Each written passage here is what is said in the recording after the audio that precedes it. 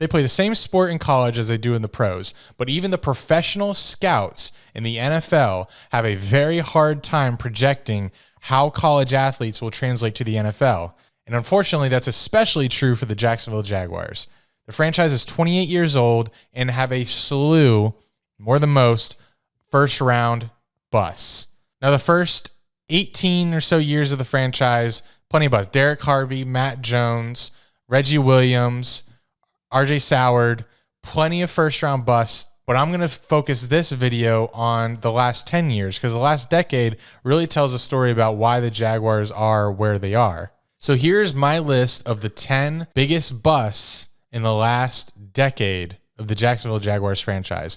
We're starting at number 10, and most of these players, well, 9 of them are going to be first-rounders. You got to hit on the first-rounders more often than not because it's easier to evaluate the stars in college than it is, the later rounds. So the later rounds, sometimes you take flyers. But if you take a punter in the 3rd round, that's a bust pretty much automatically because he's never going to live up to 3rd-rounder hype. He's not going to score a touchdown he's not going to score any points in his career. So it's pretty much in the fans' view and the media that Bryan Anger was a bust right away. And to make it even sweeter, he was taken ahead of Russell Wilson. So that stung. It still stings. When we had Josh Scobie on the channel, he even talked about Bryan Anger had no chance on the Jaguars. It messed with him mentally. He had no he was never going to live up to the hype. And I think the kicking game, punting and kicking, is a lot mental. Everyone I feel like can kick. Some have more power, some have more accuracy, but everyone more or less are qualified NFL kickers and punters. But when you get to something that technical of a play or a skill, it's all in the head. So I do feel bad for Brent. He didn't choose to be a 3rd-round pick, but I have him as number 10 on the Jaguars' biggest bust. Sorry. Number 9, Taven Bryan, a recent one. This was actually after the 2017 season where the Jaguars had a late-round pick. They picked Taven Bryan at pick 29, I believe, the latest that they've picked since I've been, a hardcore Jaguars fan.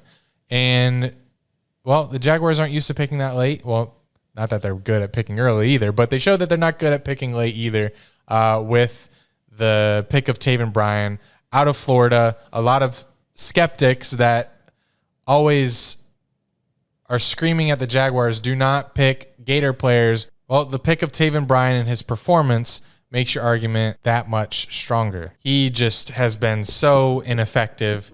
And the fact that they could have had, I know, despite what you think about him, they could have had Lamar Jackson. I know it was right after the 2017 season, but if you're an evaluator, you know that Blake Bortles was carried throughout that season. You know that he probably wasn't the future, but they banked on Blake Bortles. They took a defensive tackle that has had 5.5 sacks in 4 seasons.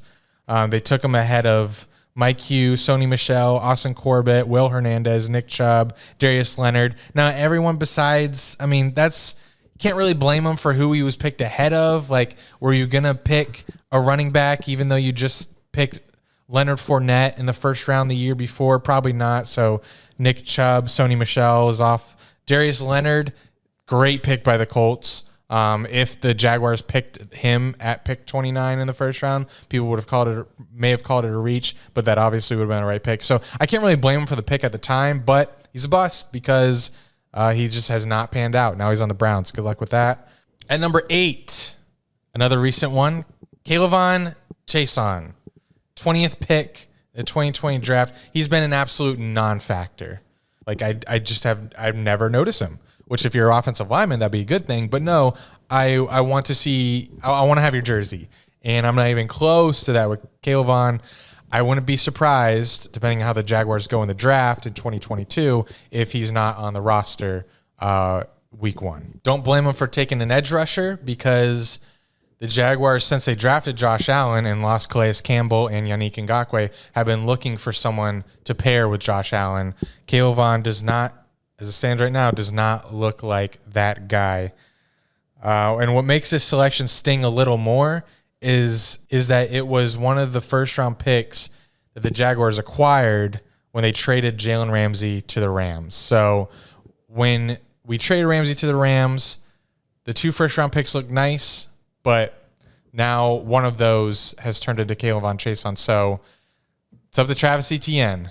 He has to carry Kayvon big time if I'm going to have any sort of satisfaction at all from the Ramsey trade. Chason has 2 sacks in 2 seasons. That's terrible. 2 sacks in 2 seasons. I mean, I know he was raw coming out, and it was banking on the developmental game, but it has not developed. And what stings with this one is when we picked him, we needed wide receivers. And who was picked after him?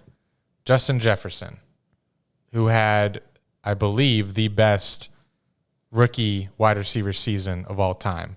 Maybe Jamar Chase has surpassed him with the extra game last year, but Justin Jefferson, one of the greatest rookie wide receivers of all time, and we got Kayvon Chason. So, bust number 8. Bust number 7. This is a fun video, isn't it? CJ Henderson. With the 9th pick in the 2020 draft, the Jaguars sought to replace the corner that they lost in Jalen Ramsey. Well, they almost replaced the drama off the field, but they did not replace the production on the field. Funny story. Me and my friends were watching the 2020 draft. That was COVID just, the lockdowns just started kicking in, and Roger Goodell was doing the draft from what looked like his basement in his armchair. And we were watching on Zoom, and Leonard Fournette was in our Zoom party. So he was watching the draft with us. And at the time, there were like trade rumors about Fournette. Is he going to be traded? Are we going to draft his replacement? Is he going to be on the team this season? So that was kind of fun to watch with him. But after we took CJ Henderson, maybe a few picks after, Fournette got Jalen Ramsey on the Zoom call. And at one point, I remember telling Ramsey, I said, "Hey, we're cool over here. We got your replacement. We just drafted your replacement," and laughed. And I was confident at the time, but we did not. They miss you. They crying inside right now. They miss you. I think we just got your replacement. We're good. I was very wrong. We are still looking for his replacement. But if I saw him today, I would tell him probably that Tyson Campbell's your replacement. So we're chilling because I am the lover scorned. I think that's a proper way to use that phrase still. So I'm going to act like I'm totally fine still after the Ramsey trade. Travis Etienne, I need you to pull through. So CJ Henderson didn't even play a full season with us before we traded him to the Panthers. So that's a big time bust. 9th overall pick in 2020. Didn't even play a full season with us? That is insane. That is like totally draft malfunction. It's bewildering how bad we are at finding players. Not only just players, Gators. And I don't think that is a stereotype. All right, number 6. This was the first pick of the Dave Caldwell era. And really, there was no other choice. So I'm not going to blame him for the pick, but he's a bust. Luke Joeckel. The best thing Luke Joeckel had going for him was that he looked like a young Tony Baselli physically in the face. He did not play like him on the field. He was the 2nd pick in 2013. I know going into the draft, it was either Eric Fisher or Luke Joeckel. Who are the Chiefs going to pick? They pick Eric Fisher, and the Jaguars are stuck with Luke Joeckel because really you can't really blame him. There was no one else that at the time that you could have picked. I know Deion Jordan was coming out. He didn't pan out either. That actually is one of the worst drafts of all time. All these high draft picks too. Like it's one thing to draft a lot of busts if you're like picking mid-round or late first round. But if you draft a lot of busts there, you're not going to be picking there very long. But just the fact that you like have your pick of the litter pretty much, and you still are drafting these many busts is just, that's why we're the Jaguars where we are today.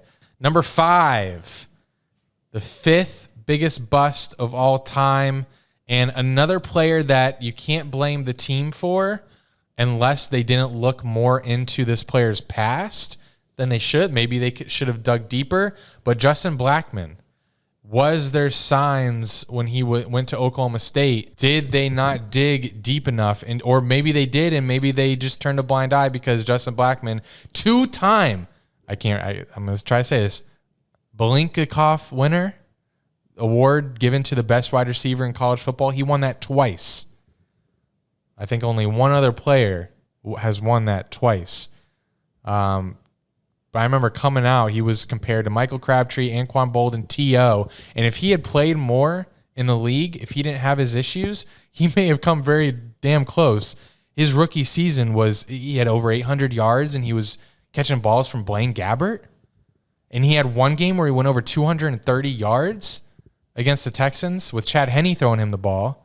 And then his first, so he played I think he played his whole season, rookie year, even though right after the draft he got in trouble for DUI. He still played his whole rookie season. Then after that season, he got in trouble again for substance abuse, missed the first 4 games of his sophomore season, and then came back versus the Rams. His first game back, he had like 136 yards. Like he could still be playing for us and be dominant. He was never going to like beat you deep, but he was just so much more physical. His hands were so much better, and he was so much fun to watch. Like I have kind of like a vague memory of him, but if Blaine Gabbert ever had a decent game, it was definitely because of him. He was fun to watch.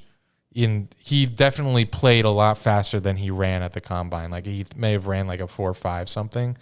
He played a lot faster, and he was very physical. I wish he didn't have substance abuse issues. I hope he's better now. But the Jaguars were in desperate need of a receiver when Blackmon was picked 5th overall in 2012. That was after Blaine Gabbert's rookie year. I think Blaine Gabbert had like Mike Thomas as the number 1 receiver to throw to. So taking Justin Blackmon, that was supposed to also help Blaine Gabbert. It didn't. Justin Blackmon got his stats, but Blaine Gabbert didn't progress like you'd hope.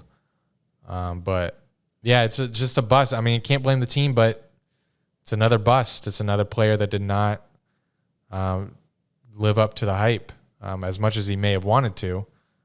He was victim to his addictions. Number 4, this one I completely blame the team for, and that is Leonard Fournette. Now, you might think he's a little high on this list because a lot of fans have an affection for him because he's a really cool guy. I talked about in this video how he joined our Zoom party, and he's such a good guy, such a cool guy, so funny on Twitter and interviews, and he's so passionate, runs so hard. But when the Jaguars pick Fournette, we are in this hybrid running back. Like if you take a running back that high, and I remember the discussion being at the time that the Jaguars should have taken McCaffrey, not Fournette, because McCaffrey was today's age, the new age running back, and Fournette was not. But you'd think, okay, if he's not going to be the McCaffrey type, I saw what he did in college. He was running over people. He was running past them. He was just completely dominant. But unfortunately, that didn't translate to the league for some reason. I was expecting for Fournette to do what Derrick Henry does on the Titans. Run people over, run past people, although I don't expect Henry to do that. I don't know how he runs so fast. But Fournette, yeah, he could when he got into space, he could run past people, but for some reason, the tackle breaking that he displayed at LSU was not as good on the Jaguars. Almost like every time the first person that got their hands on him took him down. Now, it wasn't every time. He had some highlights. I was like, oh my God, I wish he did this all the time. This was shades of LSU, but he had trouble finding the holes, the running lanes, and it was just very aggravating watching Fournette. So he did not live up to the 4th overall hype. He is very durable, though, and he did eventually progress very well with catching balls out of the backfield, which is why he's so good on the Bucs, because he stays healthy, he doesn't fumble the ball, and he catches balls. Now, that's great. Great for him, but he's not a top 4. Also, I blame the team. Now, this is coming off the 2016 season. how high are you on Blake Bortles? The team apparently pretty high because they did not take Deshaun Watson, who I wanted in the draft. Like I was so high on Deshaun Watson. He was my pick, and they also passed on Patrick Mahomes. Now, would those players have become what they are now? Maybe not, but can't tell. You can't tell. Maybe they could have, but just so aggravated by that pick at the time. Turned out to be a great guy, and he's plays his role perfectly on the Bucs, but just did not live up to the fourth over another super high top 5 pick. Did not live up to that on the Jaguars, which is a shame. Number 3, a player that doesn't, I think in my mind, I don't think enough about when I think about busts that the Jaguars have drafted, and that's Dante Fowler. 3rd overall pick in 2014, and I think I don't think about him as much because 2017 he was on that team and he had 8 sacks. Everyone had almost 10 sacks. I think that 2017 team and 2018 team, with how good our defense was and how good we were at sacking the quarterback, Dante Fowler's role diminished. So I was like, he was only a role player. So I kind of forgot about, maybe how bad of a bust that was. Because if we didn't get that good on defense in 2017, 2018, I would have been like, where's Dante Fowler? Why isn't he contributing the way he should be? Well, he wasn't, but just was not as noticeable. And he was picked right after Jameis Winston and Marcus Mariota. So the Jaguars had pretty much their pick of the litter. Any non-quarterbacks in the draft you can have, pick Dante Fowler. He was picked ahead of guys like Amari Cooper. See, we've always have needed wide receivers, so he could have been the pick. Brandon Sheriff, who's now on our team. Leonard Williams, Todd Gurley. So like no player that besides Brandon Sheriff, who's all-pro, Amari Cooper, definitely. So those two would have been better picks. And another Gator, another Florida Gator. And he's had 35 sacks since 2015. That equates to 5 sacks a year. 8 was the most he had in 2017. I just need more from a 3rd overall pick. Pretty wild. Number 2, another guy, just like Fournette. We love him. And he was there on the 2017 AFC Championship team, Blake Bortles. And he was picked 3rd overall in 2014. I can't remember. I know he's picked after Jadeveon Clowney. I thought he was picked 2nd overall. Maybe there was an offensive lineman. But Blake Bortles, 3rd pick, 2014. I was actually at this draft in New York City. I kind of wanted Johnny Manziel. Definitely wanted Teddy Bridgewater. Jaguars went with Blake Bortles. I know he's part of that 2017 AFC Championship team, and he holds the franchise record, I believe, for passing yards and touchdowns in a season, but he's clearly not who we hoped for. If he was, he would still be on the team. And because he's a quarterback, and those players, they could be franchise definers, changers. When you take a position that high, you have to be right, or it's a huge mistake and a huge bust. And we passed up on Khalil Mack, who I believe was pretty often mocked to us. That would have been nice. Mike Evans, always need receivers. Odell Beckham was picked in this draft a little bit later. And this one hurts. Aaron Donald. So, yep, David Caldwell was sold on Blake Bortles for some reason, and that did not pan out. All right, my personal least favorite draft pick in the last decade, Blaine Gabbert. I do not know. I tried to watch highlights of this man after we picked him to get excited. I was like, what the hell did we see in this? What am I supposed to get excited for? His pocket presence that doomed him in the NFL, aside from his decision-making and other things, was on clear display. The lack of pocket presence, mind you. Clear display in college. It was running out of the pocket for no reason at all. It's just so bad. Such a bad pick. We traded up 6 spots to get this guy. We had to jump, I believe, the Texans, who picked J.J. Watt. Now I can see what they may have been going for, aside from the pocket presence issues. Maybe they thought that could be fixed, but that's a mental thing. I don't think that could be fixed. They're going for the Josh Allen kind of turnaround. Blaine Gabbert had very Josh Allen type stats without being able to. Now he's pretty fast, but he did not run like Josh Allen ran. But I can see that you pick because he's tall, had an arm, and can run, mobile. So I can see what they're going for. But come on, trading up for this guy, and after seeing glaring weaknesses in his college tape, I mean, I'm not an analyst, I'm not a scout, but I would never in a million years pick this guy nor trade up for him. Pretty wild.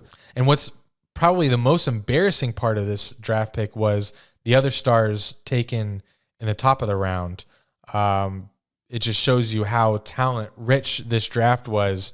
And if you were going to trade up for anyone, maybe you'd be trading up for someone like Von Miller, Marcel Darius, AJ Green, Patrick Peterson, Julio Jones, Aldon Smith, Tyron Smith, JJ Watt. Like this draft was loaded, and we walked away with Blaine Gabbert, and that's number one. That's number one on my list. Biggest bust of the last decade. Hope I've provided, if you're not a Jaguars fan, provided you clarity as to why we are where we are. Hopefully Trevor Lawrence is a switch that turns this franchise around, and maybe Aiden Hutchinson or whatever offensive lineman, Tavon Walker. I guess I got to learn that just in case. We'll see. Thank you for watching. Like and subscribe. We'll talk to you in a few days probably. Peace. TNT, man.